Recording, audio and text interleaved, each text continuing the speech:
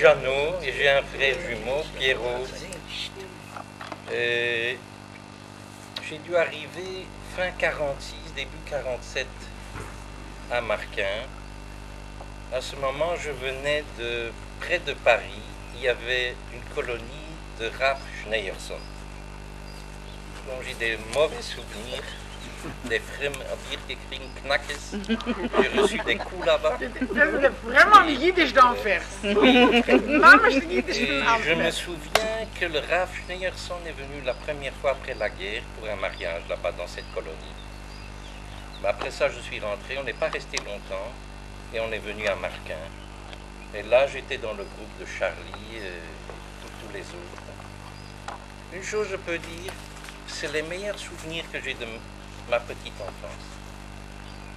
On était vraiment un groupe très soudé et très proche. Quoiqu'on ne parlait jamais de la période de la guerre, on n'a jamais abordé ce sujet. Personne ne savait ce que l'autre avait passé. On n'en parlait pas, c'était très simple. Et de là, effectivement, je me rappelle toutes sortes de noms que je ne sais pas si vous connaissez. Richard Dim, il y avait Bernard Segal, il y avait Marcel Polarski, encore d'autres. Dans le groupe des petits? Dans le groupe des petits. Mais les petits, c'est-à-dire, moi je suis né en 40, donc j'étais le plus jeune, presque le plus jeune du groupe de ceux qui sont nés en 38, parce que la plupart étaient de 38-39. 38-39, et moi j'étais le plus petit. J'étais tout blond, tout blanc. On me repérait comme ça. ז'אנו הוא אחד מעוד זוג של תאומים שהיו בין הקטנים. הגיע למרקן מפני שההורים לא יכלו להחזיק אותם, האמא לא יכלו להחזיק אותם כי הם היו שובבים מדי, והם היו ביחד עם כל הקבוצה של הצעירים שהייתה מאוד מגובשת. זה אני זוכר את השישה האלה, וכשהרונקר נסגר אז הוא נשאר בבלגיה, ומאז למעשה הקשר נשמר, כמו שאסתר גם סיפרה, הרבה יותר מאוחר ובצורה הרבה יותר קרובה. אבל המשפט המעניין והיפה ביותר הוא שאותם השנים במרקן הן, כמו שאומר הסרט, השנים היפות ביותר של ימי הנעורים. זה יפה. עכשיו יש לנו פה את רחל ואת שרה. היות ואנחנו לא זוכרות, ממש לא זוכרות, שום דבר, ולשמחתנו התגלינו בעזרתו של אהרון, אז הרבה כאילו חוויות אני לא יכולה לספר אם אני לא זוכרת. אני יכולה רק להגיד לכם מה קורה היום. התחתנתי עם ינקלה, ואנחנו חברי קיבוץ רביבים, ינקלה מהמייסדים, אני קצת אחר כך, יש לנו שתי בנות נחמדות ושלושה נכדים, בטח אותי הטוב. שמה? אנחנו, כשהגענו ארצה, גם דרך עליית הנוער, שאני יודעת, זה קשור איכשהו בת דודתי, זאת שמצלמת כרגע, היא יודעת יותר פרטים, דרך עליית הנוער, והגענו לשדות ים, ניסריה, שם היה אז האח הבכור שלנו. מתי עליתם לארץ? בסוף 48, תחילת 49, אבל לא באונייה הזאת שאתם אמרתם, לא בנגבה. לא בנגבה, נגבה זה המולדת. לא, גם לא מולדת. אם תגידו את השם אני אגיד לכם, לא מולדת. מולדת. אולי בארצה? אולי בארצה, אולי, לא מולדת. ארצה, מולדת, נגבה, אלה היו האוניות. בוא, alors, ירושלים לא. אם יש למישהו שאלות, לא הייתה. נשמח לנו. Non, je connais pas du tout. Moi, j'avais l'impression que c'était à Paris. לארצות הברית, לבת דודה של המשתתפים, תגדל אותם. להיות בין קשורות כל כך, אז הם אמרו, אצל מי נחיה, אז אמרו אחד כאן ואחד כאן, אז אמרו לא, אנחנו לא לארץ לאחינו. לא רוצים. Il y avait une possibilité qu'elles partent, une aux États-Unis et l'autre serait venue ici, seulement on n'a pas voulu les séparer, ou elles n'ont pas voulu se séparer. C'est pour ça qu'elles sont encore, jusqu'à maintenant, toutes les deux ensemble. Elles ne se rappellent presque rien de ce qui était à Marquin. Ce sont des choses qui arrivent.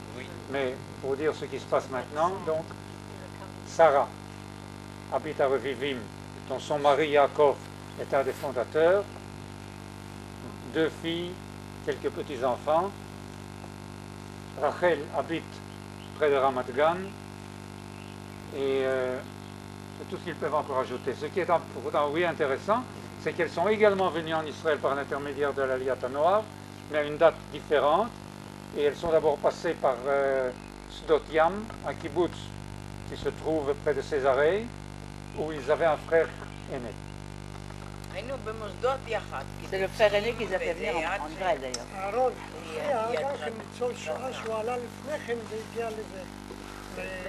Le frère aîné était également un rescapé de l'Holocauste qui est arrivé avant et qui était là-bas, et c'est pour ça qu'il les a aidés. Thérèse.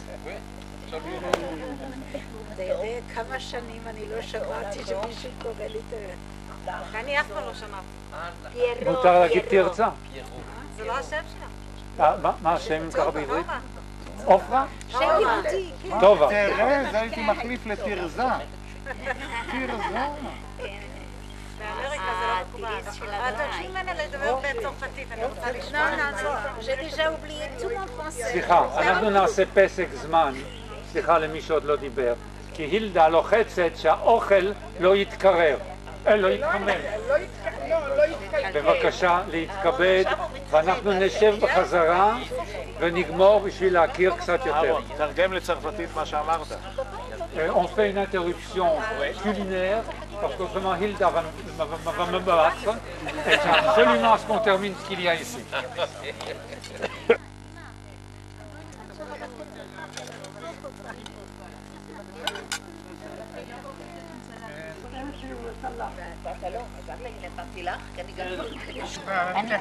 לא, אני אביא כי עמדתי מים, אני אביא בפרנס. אמנם היום אנחנו התכנסנו לכבוד גרטי, שרלי וז'נו שבאו מחול, ויש לנו את תוספת היוקר של גם האחרים.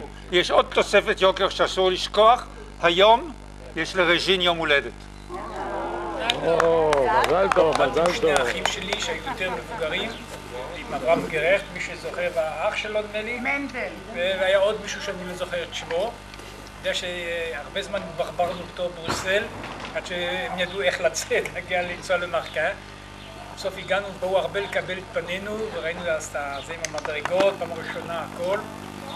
אז היות ובאתי בינואר, הייתי נדמה לי, בקצת הגילאים הייתי הילד היחידי. זאת אומרת, עוד לא היו ילדים קטנים, כולם היו בקבוצה של ג'ימי ומעלה וזה, אבל מהר מאוד הקבוצה התמלאה ובאו ילדים מכל הוציאו אותם, משפחות, נוצריות, מגזרים. עכשיו, חיינו כל אחד בקבוצה שלו, אבל לי, היות ואלי שני אחים, כל אחד בקבוצה אחרת, אני גרתי הרבה וזהו. רק שתדעו לכם, היינו ילדים שובבים, מילה עדינה, בעיקר הבנים של הקבוצה שם. ממש מילה עדינה, היינו פראי אדם. On est arrivé un groupe de 6 enfants de Wezenbeek et on est arrivé avec, on a voyagé avec une ambulance de la brigade juive. Alors pendant, c'est un peu comment, je ne sais pas comment il s'est tourné en rond dans Bruxelles jusqu'à arriver à Marquin. Et j'étais, je crois, le premier enfant de mon âge. J'étais le plus petit. Il n'y avait pas encore un groupe de mon âge. C'était tous plus âgés. Et ensuite, ils sont venus beaucoup d'enfants. C'est-à-dire, ils sont venus à Marquin. Et on était classés dans des groupes.